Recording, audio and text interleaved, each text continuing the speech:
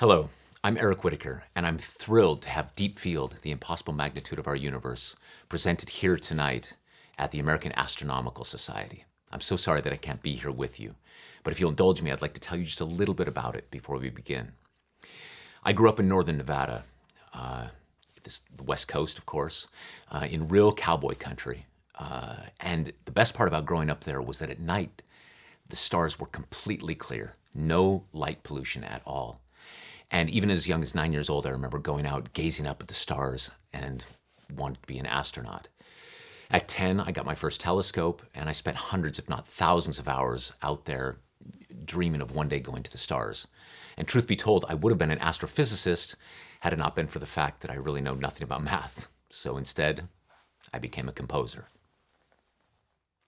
So I was inspired to write a piece of music about this deep field image. But how in the world does one go about writing a piece about the impossible magnitude of our universe? I learned from my son, Esh. Esh was 5 at the time. We were living in London. It was a rainy day, making drawings together, and he made this drawing. There's my name, E-R-I-C, and then around the corner, all these characters. So I asked Esh, what do all of these mean? And he said, this is a rainbow skull and crossbones. This is a giant pyramid of cheese. This is a rain cloud falling on Zeus, who is shooting thunderbolts down on a snake wearing pants. And finally, an alien baby playing maracas and hot dogs. This is exactly the kind of thing that children say all the time. But what I took from it was the beauty of his imagination and the fearlessness and lack of judgment. Simply put an idea down on the page, play with it, learn, grow. And so I started doing the same thing when I wrote music. So for Deep Field, I wrote down my idea of what the piece would feel like, what I call the emotional architecture.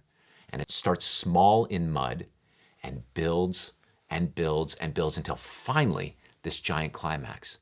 And my idea for the piece then was that the music would go out of focus and then flirt with being in focus.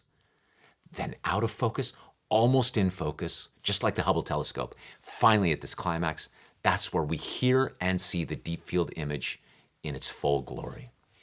Then, after this climax in both the music and the film, what other way to end it than with the simplicity and the beauty of the human voice? And you'll hear over 8,000 singers from 120 countries join a virtual choir, an earth choir.